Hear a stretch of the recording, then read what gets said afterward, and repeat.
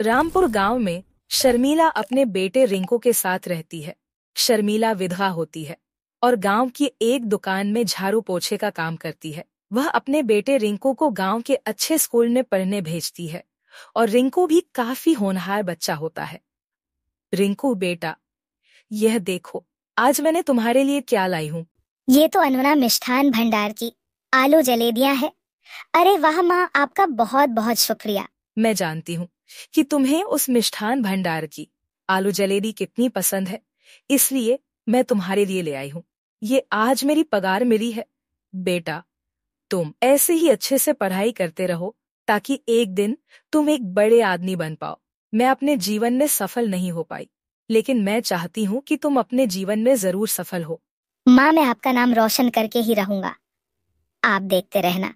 ये हुई ना बात। चलो चलो, अब जल्दी से अपनी किताबें बंद करो और पढ़ाई से थोड़ा सा ब्रेक लेकर यह खा लो। आओ। शर्मिला की तनख्वाह इतनी ज्यादा भी नहीं थी, लेकिन उसके बावजूद भी वह अपने बेटे को किसी चीज की कमी महसूस नहीं होने देती। कभी कभी वह ओवर टाइम काम करके ज्यादा पैसे कमा लेती। शर्मिला का दिल बहुत बड़ा होता है। वह गांव में किसी को परेशानी में देखती तो तुरंत उसकी मदद कर देती।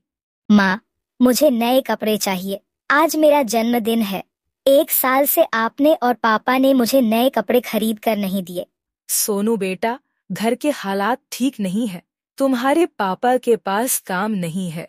ऐसे में मैं उनसे कैसे कहूँ कि वो तुम्हें नए कपड़े खरीद कर दे। बताओ। अरे अरे अरे, क्या हो गया सोनू बेटा? इस तरह रोते नहीं। तुम्हें नए कपड़े चाहिए ना? ठीक है, ये लो, ये रखो पैसे और अपनी माँ के साथ जाकर नए कपड़े खरीद लो। जन्मदिन की ढेर सारी शुभकामनाएं बेटा। भगवान तुम्हें खूब खूब आगे तक ले जाएगा। अरे शर्मिला बहन, इस सब की क्या जरूरत थी? आपके पास भी पैसे होंगे या नहीं, यह भी नहीं जानती। नहीं सोनू बेटा, शर्मिला काकी को उनके पैसे वापस लौटा दो। कैसी बातें कर रही हो सविता बहन? अरे सोनू मेरा भी तो बेटा है। हम गांव वाले नहीं, परिवार वाले हैं। यह गांव एक परिवार है और आप फिक्र मत कीजिए। मेरे पास पैसे हैं, मेरा काम अच्छा चल रहा है। जाइए, सोनू को नए कपड़े दिलाए दिन के अवसर पर, उसे रोने मत दीजिए। जी शर्मिला बहन, आपका बहुत बहुत शुक्रिया। जब सोनू के पापा की नई नौकरी लग जाएगी तब मैं आपको ये पैसे वापस कर दूंगी। उसकी कोई जरूरत नहीं है। यह पैसे मैंने अपनी तरफ से दिए हैं सोनू को। मुझे यह पैसे वापस नहीं चाहिए। उर्मिला ऐसे ही गांव में हर किसी की मदद किया करती। एक दिन जब रिंकू स्कूल से लौट रहा होता है, तभी वह एक मैदान में कुछ बच्चों को स्कूटी चलाते हुए देखता है। उन्हें स्कूटी चलाते देख रिंकू का भी स्कूटी चलाने का मन करता है। अरे वाह, यह स्कूटी तो कितनी मस्त है। मुझे भी ऐसे ही स्कूटी चाहिए। मैं आज ही माँ को जाकर बताऊंगा इसके बारे में। रिंकू घर जाकर शर्मिला को अपनी इच्छा के बारे में बता देता है। क्या कहा? हाँ माँ, एक सुंदर सी स्कूटी जिस पर सवार होकर मैं स्कूल आया जाया करूंगा और साथ ही शाम को पढ़ाई करके पूरे गांव की सैर भी करूंगा। कितना मजा आएगा ना। कभी कभी तो आपको भी फैक्ट्री छोड़ दिया करूंगा। अब स्कूटी के पीछे वाली सीट पर बैठ जाना। ठीक है बेटा, अगले महीने तुम्हारा जन्मदिन है। तुम्हारे जन्मदिन के मौके पर ही मैं तुम्हें नई स्कूटी दूंगी। लेकिन हाँ, उससे पहले तुम्हारी परीक्षा भी है, तो स्कूटी पाने के जोश में पढ़ाई करना मत भूलना। नहीं नहीं माँ, ऐसे नहीं होगा। मैं पढ़ाई पर पूरा ध्यान दूंगा, आप चिंता मत करो। हाँ। जानती हूँ, मेरा बेटा बहुत समझदार है। वह कभी पढ़ाई को पीछे नहीं छोड़ेगा। उसके लिए पढ़ाई सबसे जरूरी है और उसके बाद सारे काम है ना। लेकिन एक हफ्ते बाद अचानक से शर्मिला जिस फैक्ट्री में काम करने जाती है वह बंद पड़ जाती है, क्योंकि उस फैक्ट्री को बहुत बड़ा नुकसान हुआ होता है। अब शर्मिला बहुत ज्यादा परेशान हो जाती है। हे भगवान, अब मैं क्या करूंगी? मेरा काम तो छूट गया, अब घर कैसे चलेगा? मैं अपने बेटे को कैसे संभालूंगी? और तो और अगले महीने उसका जन्मदिन है। उस मौके पर मैंने उसे कहा है कि मैं उसे एक नई स्कूटी भेंट करूंगी। मैं उसकी इच्छा को मार नहीं सकती। मैं उसके लिए स्कूटी खरीद कर ही रहूंगी। शर्मिला अब गांव के लोगों के पास जाकर मदद मांगने लगती है। कविता बहन, मुझे कुछ पैसों की जरूरत थी। अब तो भाई साहब की नौकरी लग चुकी है, ना तो क्या आप मुझे थोड़े पैसे उधार दे सकती हैं? जैसे ही मेरे पास आते मैं आपको लौटा दूंगी, लेकिन अभी मेरी मदद कर दीजिए ना। नहीं शर्मिला बहन, माफ करना, लेकिन मैं आपकी मदद नहीं कर सकती। लेकिन सविता बहन, मेरी बात तो सुनिए। इससे पहले कि शर्मिला आगे कुछ और कहती, कविता उसके मुंह पर दरवाजा बंद कर देती है। शर्मिला हर किसी से मदद मांगती है, लेकिन कोई उसे 1 रुपया तक नहीं देता। मैंने हमेशा सबकी मदद की। मेरे पास इतने पैसे नहीं थे, लेकिन फिर भी निस्वार्थ भाव से सबकी मदद की। लेकिन आज उन सभी लोगों ने मेरे साथ बहुत गलत किया। रिंकू के जन्मदिन पर शर्मिला उसे स्कूटी नहीं दे पाती और उसे आखिरकार रिंकू को अपनी नौकरी छूट जाने का सच बताना ही पड़ता है। मुझे माफ कर देना बेटा, लेकिन मैं मजबूर थी।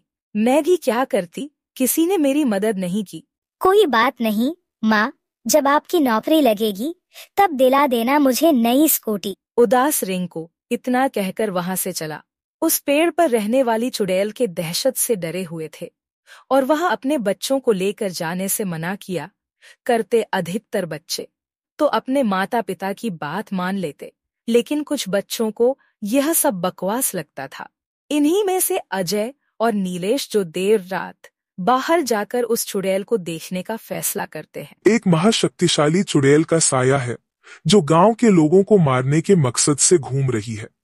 अब तक उसने करीब 10 लोगों की जान भी ले ली है। अलप निरंजन, मुझे सब ज्ञात है। मुझे यह तक पता है कि वो चुड़ैल कौन है, क्या चाहती है और उसका लक्ष्य क्या है।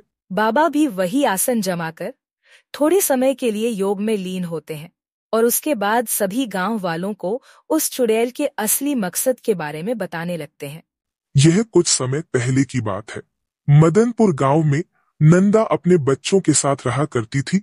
नंदा का पति काफी समय पहले ही मर चुका था। नंदा शहर और अनजान अपने दोस्त सुधीर के साथ जंगल के रास्ते घर की तरफ बढ़ रहा था। थोड़ी जाने के बाद उसे एक चुड़ैल पर नजर पड़ती है। अरे यार, सुधीर चुड़ैल, कहाँ से आ गए? तुझे दिख रही है क्या? नहीं, मुझे कुछ नहीं दिख रहा है।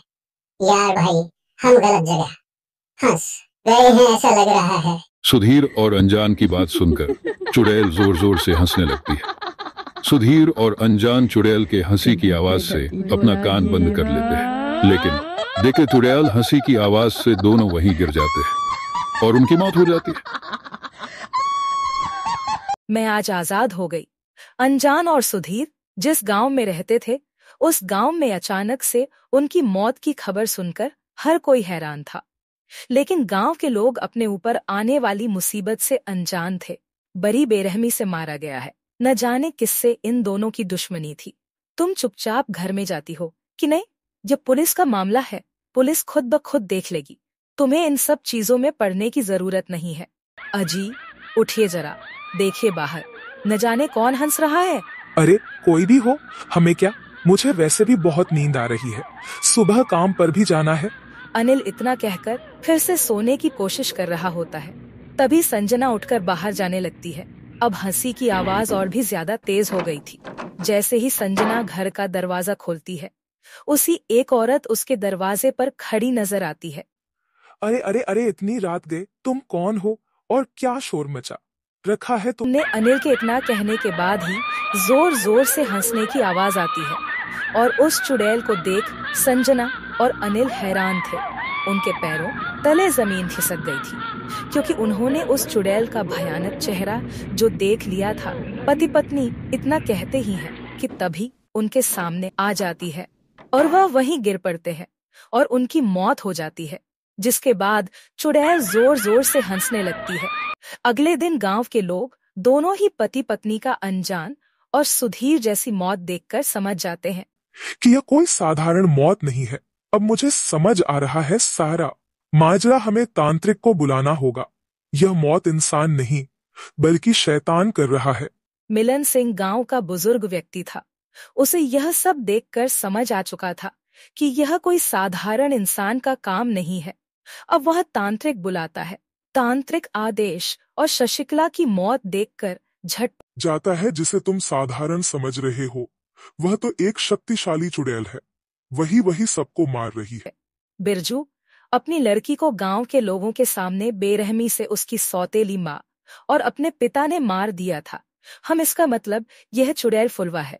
अरे उसके अभागे माँ बाप ने इसे सबके सामने बेरहमी से मार दिया था और गांव वालों ने भी उसे बचाया नहीं। वो घरों में कम कर पैसे कमाकर अपने माँ बाप को दे रही थी। तब तक उसके माँ बाप ने उसे रखा। जब उसने पैसे देने बंद कर दिए तो उसे मार डाला। अब वो किसी को नहीं छोड़ेगी। इसका उपाय है। हाँ है, लेकिन वो चुड़ैल बहुत शक्तिशाली है। उसे मारकर घर में रखा गया था, जिस वजह से यह सालों तक घर में बंद रहकर और भी शक्तिशाली हो चुकी है।